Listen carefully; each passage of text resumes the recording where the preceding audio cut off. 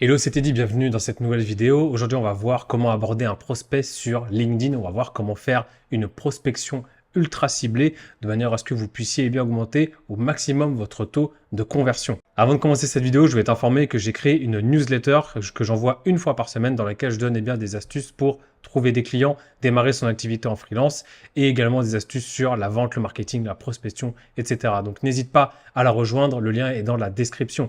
Sans plus attendre, on commence avec la première étape. Si vous voulez faire une prospection ultra ciblée, ça va être de définir votre cible, définir votre avatar client. On ne peut pas démarrer une prospection si on ne connaît pas la personne, on ne sait pas auprès de qui est-ce qu'on va s'adresser. Ce sera vraiment la personne qui sera décisionnaire et auprès de qui vous allez pouvoir contracter. Donc l'idée, c'est de savoir qui est cette personne. Est-ce que c'est un homme, une femme? Quel âge elle a? Quels sont ses revenus? Quelle est sa formation? Quelle est sa situation familiale? Vous allez vraiment faire votre persona. Quel type d'emploi elle occupe? Est-ce que c'est un chef de projet? Est-ce que c'est un CEO? Est-ce que c'est un directeur? Est-ce que c'est un commercial? Quels sont ses objectifs? Quelles sont ses problématiques? Quels sont ses défis à relever? Et vous allez également savoir quelles sont ses motivations pour travailler avec vous, quels sont ses freins, quelles sont ses attentes. Et en ayant justement toutes ces informations-là, ça va vous permettre de définir justement votre cible idéale, votre avatar. Si jamais vous avez du mal à le définir, je vous conseille d'aller sur ChatGPT et de lui proposer tout simplement de vous aider à trouver votre avatar client. Il va vous poser des questions sur votre situation et qu'est-ce que vous proposez comme service et vous allez pouvoir justement définir cette partie-là. Il faut vraiment chercher à affiner au maximum votre cible de manière à les toucher le plus directement. L'étape numéro 2, maintenant qu'on a défini notre avatar client, on sait qui il est, on va utiliser par exemple la barre de recherche LinkedIn et dedans, on va rechercher notre prospect. Donc, il y a généralement, selon moi, il y a deux méthodes.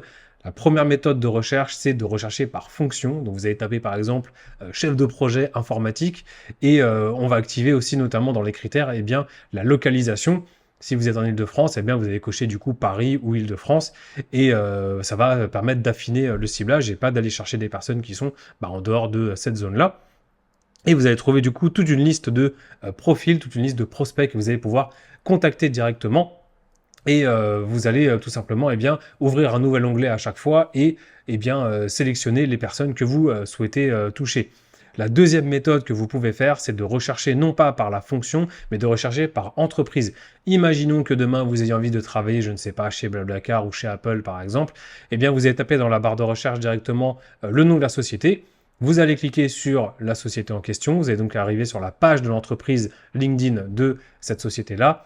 Et vous allez dans personnes, et là vous allez voir toutes les personnes qui travaillent dans cette entreprise, et vous allez donc pouvoir trouver directement le CEO ou les personnes qui sont chargées de pouvoir répondre à votre prospection.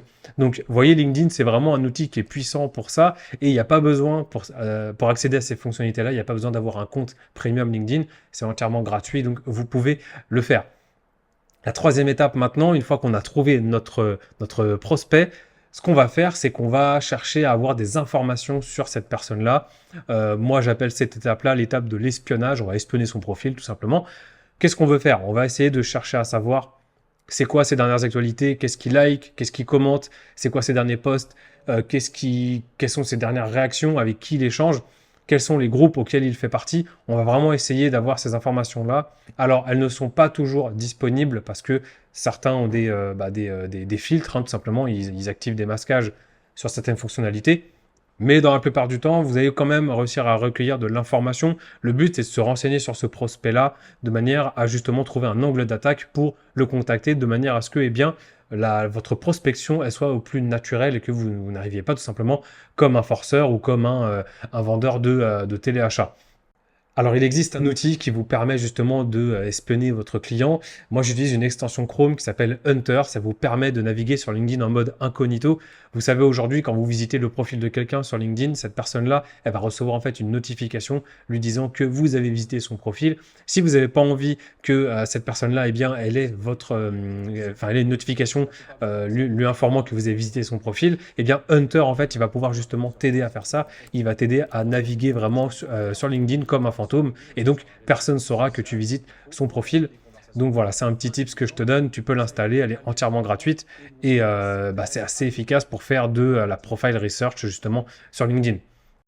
Une fois que tu as fait ce travail-là, on va pouvoir passer maintenant à l'étape la plus importante qui va être d'aller contacter du coup votre prospect. Et pour ça, il y a un système qu'il faut avoir en place. La plupart des gens en fait qui ne réussissent pas en prospection, c'est parce que en fait ils n'ont pas vraiment de méthode, ils n'ont pas de système. Ils vont contacter un prospect qu'ils ne connaissent pas et ils vont directement lui dire bah, est-ce que vous avez, je propose tel service, est-ce que vous êtes disponible 5 minutes pour en discuter. La plupart du temps, ça ne fonctionne pas, vous aurez des retours négatifs ou dans le pire des cas, même après plusieurs relances, vous aurez en fait aucun retour. Ce qu'il faut faire aujourd'hui, on est sur LinkedIn, on est sur un réseau social, donc il faut engager des conversations de manière intelligente et pour ça, il faut aller vers les gens et montrer qu'on s'intéresse à eux. Ça peut paraître un peu bête ou peut-être que vous allez vous dire les gens n'ont pas le temps, mais dites-vous que ces personnes-là, elles sont contactées, je ne sais pas, peut-être 5 ou 10 fois par jour. Donc le message que vous allez envoyer, s'il est ultra personnalisé, eh bien, vous allez faire la différence. Avant que je vous parle du message à envoyer, je vous ai parlé de méthode et c'est là que ça prend tout son sens. Moi, la méthode que j'utilise, c'est un système qui, selon moi, est efficace et que vous devez eh bien, vous procurer.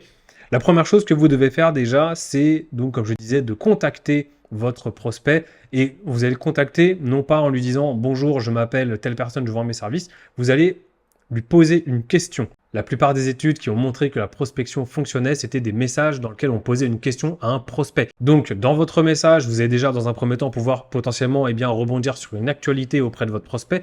Vous avez vu sur son profil qu'il a eu récemment une nouvelle promotion. Vous pouvez très bien le féliciter sur cette promotion. Vous avez vu que son entreprise, elle avait par exemple, en ce moment, des problématiques peut-être budgétaires. Donc, vous allez pouvoir commencer déjà votre message en allant sur un fait d'actualité sur ce que vous avez fait. Et ensuite, vous allez lui poser une question. Donc, ça peut être par exemple une question sur les douleurs qu'il va rencontrer. Imaginons par exemple aujourd'hui, moi je travaille dans l'informatique, vous voyez, je sais qu'à peu près 70 à 80% des projets IT, ils finissent en échec parce que soit il y a des problèmes de budget, soit parce que le projet il est mal géré, ou bien que les échanges avec la technique et les équipes décisionnaires en fait ne sont pas vraiment optimisés. Donc vous allez lui poser une question sur une douleur. Vous allez lui dire par exemple, aujourd'hui, beaucoup d'entreprises dans le secteur comme la vôtre ont telle difficulté. Est-ce que vous rencontrez cette problématique ? Il va peut-être vous dire oui, non, et derrière, vous allez pouvoir engager une conversation et essayer de comprendre comment est-ce qu'ils s'y prennent justement pour résoudre cette problématique. Et c'est là que vous allez justement vous placer pour vendre votre expertise. Vous pouvez aussi poser une question en y allant très frontalement, c'est-à-dire est-ce qu'aujourd'hui vous êtes intéressé par des profils, par exemple en gestion de projet? Est-ce que vous avez besoin de ça, tout simplement? Donc là, si vous arrivez au bon timing, il vous dira oui, justement, j'en recherche un. Ou vous pouvez aussi poser des questions, par exemple, des questions qui seront plus ouvertes, c'est-à-dire comment vous faites aujourd'hui pour réussir vos projets, comment faites-vous pour mesurer par exemple le succès de vos projets, etc. Essayez d'adapter ça en fonction de votre thématique et votre prospect, ça va l'engager beaucoup plus, ça va lui permettre de revenir vers vous sur une réponse qui va être un petit peu plus argumentée et après vous allez pouvoir engager une conversation. Vous n'êtes pas obligé d'arriver en frontal directement et de parler de votre expertise. Comme je vous ai dit, ça peut être aussi une question sur, par exemple, un dernier succès. Si cette personne-là a une promotion, qu'elle a évolué, vous pouvez très bien lui dire comment dans votre organisation, comment est-ce que vous faites au quotidien pour gérer ces fonctions-là. Avez-vous eu un accompagnement pour évoluer? Il y a tout un tas de questions en fait que vous pouvez faire, mais le plus important, c'est juste de montrer que vous réagissez à un fait d'actualité, vous êtes intéressé à la personne et donc elle sera beaucoup plus réceptive. Donc, reprenons, vous avez contacté votre prospect, vous avez posé une question, ce prospect vous répond, vous allez donc engager une conversation avec lui, donc vous allez continuer de vous intéresser à sa situation et au cours de cette discussion, vous allez justement chercher à comprendre comment il fonctionne, chercher à comprendre comment est-ce que cette personne-là, elle va avoir besoin de vos services ou pas. Donc, vous allez échanger des messages avec cette personne-là.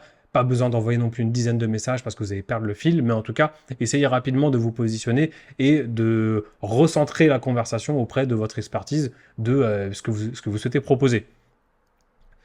L'objectif principal quand vous échangez avec un prospect, c'est d'aboutir à un rendez-vous téléphonique, c'est d'aboutir à un call dans lequel vous allez faire votre proposition, vous allez vendre vos services. Et l'objectif de cet entretien téléphonique, c'est justement de closer votre client, c'est donc de conclure une vente tout simplement à la fin de cet appel. Donc l'objectif, c'est ça, c'est d'avoir un système que vous allez répéter auprès de chaque prospect Vous contactez votre prospect, vous posez une question, vous engagez une conversation, ça aboutit vers un call téléphonique et vous proposez vos services et vous vendez votre offre tout simplement.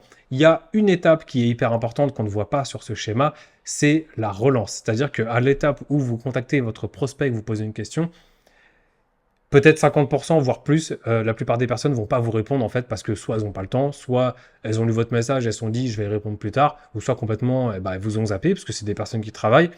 L'étape qui est très importante, qui est qu'il faut vraiment inclure dans votre process, c'est la relance.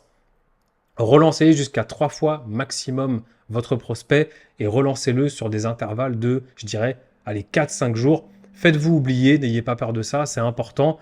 L'idée, c'est que cette personne-là, elle oublie que vous lui avez envoyé un message et quand vous allez la relancer, eh bien, le message va remonter directement en haut de sa boîte de réception LinkedIn. Donc c'est ce qu'il faut faire et grâce à cette approche, eh bien, c'est comme ça que vous allez justement pouvoir avoir des clients.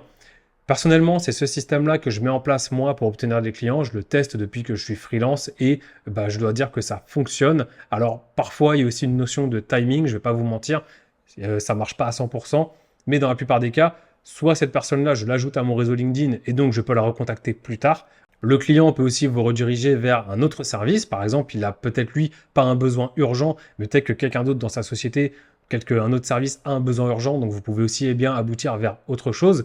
Ou bien cette personne-là va vous rediriger vers directement soit un recruteur qui va prendre en charge le process de recrutement et donc il va vous rediriger. Dans le pire des cas, vous n'allez peut-être pas closer, mais vous allez quand même élargir vos contacts, vous allez élargir votre réseau LinkedIn et ce sera des personnes en fait que vous allez pouvoir activer si jamais vous êtes en recherche de mission. C'est une approche qui est ultra personnalisée et qui permet d'avoir un taux de conversion qui est vraiment intéressant. Elle n'est pas difficile. Honnêtement, la prospection, je vous le dis, il n'y a pas réellement de secret, il n'y a pas de tips magiques pour ça. La seule chose que vous devez faire, c'est aller vers les gens, vous intéresser à eux et poser des questions et tout simplement vendre votre offre. Mais vous devez le faire avec une certaine sincérité. C'est ça qui marche aujourd'hui. Le seul inconvénient que je vois à cette méthode, bien évidemment, c'est que ça prend du temps. En fonction des services que vous vendez, eh bien, vous allez peut-être devoir répéter cette opération sur 5, 10, 15, 20 personnes. Parfois, ça peut être même un job à temps plein.